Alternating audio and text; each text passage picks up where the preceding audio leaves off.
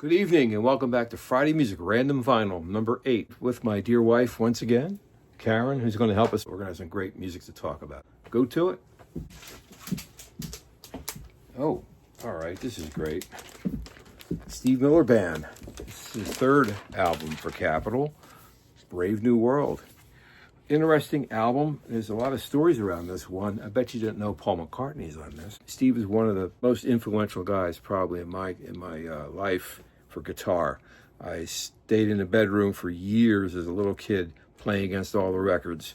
Saw him many times.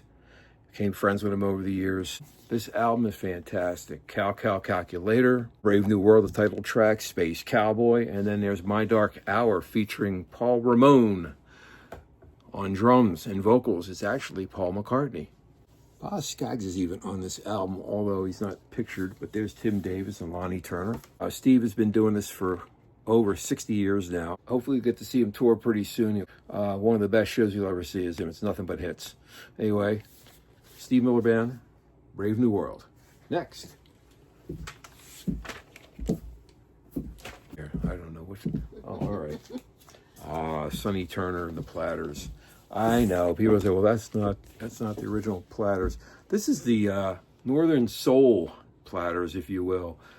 Sonny Turner, who recently passed away, took the reins from Tony Williams during the last couple Mercury albums, and then in the early '60s they moved over to Music Core, and they started having these great like Motown sort of hits, like "I Love You 1,000 Times." But my favorite was "Washed Ashore on a Lonely Island in the Sea," which is a really big song with the beach crowd down there in the Carolinas. Music Core put this great collection out. I play this all the time, even to this day.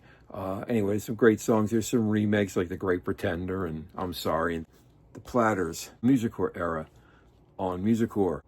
Next. Oh man, this is night of oldies here. This is the wonderful Johnny Maestro and the Brooklyn Bridge. The first album. Did you know Johnny used to be with the Crests? 16 Candles. But in the late 60s, got a little psychedelic and ran with a great album called The Brooklyn Bridge with a great 9-10-piece band.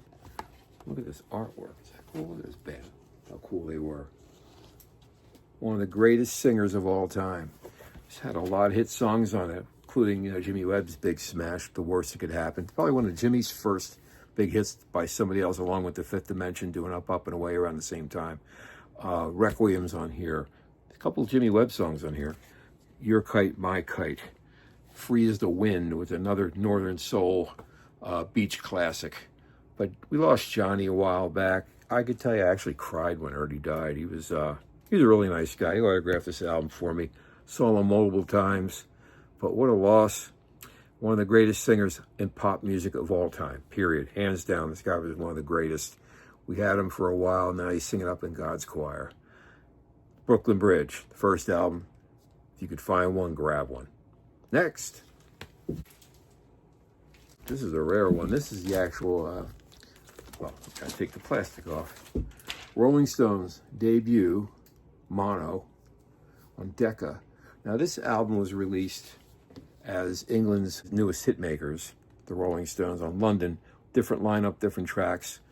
This is the original mono, pretty much an R&B inspired album. A lot of blues. Little by Little features Gene Pitney, the great Gene Pitney on keyboards, along with Phil Spector on maracas. "I Just Want to Make Love to You's on here. Route 66, and they still play songs when they go out live. They still play songs from this debut album.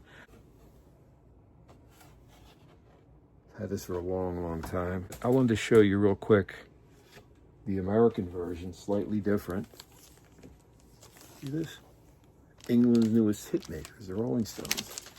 And came with this super rare insert as well. Everything I kind of try to keep in plastic, but that's the cover. It's a little more bigger too, more blown up. It says it comes with the poster. Rolling Stones, you can't go wrong with any of their albums. Next.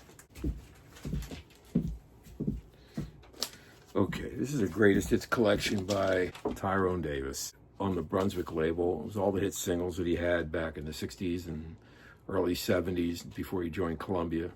known for his big crossover hit, Turn Back the Hands of Time and Can I Change My Mind. Had other great songs like The Turning Point, Is It Something That You Got? Wish It Was Me. What a great bluesy, soul, sad song.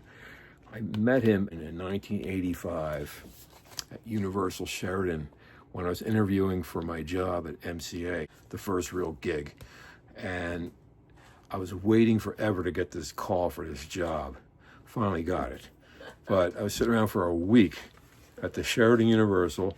What happened was the guy that was hiring me, they lost my phone number. They didn't know where I was at. And they found me on a Friday morning.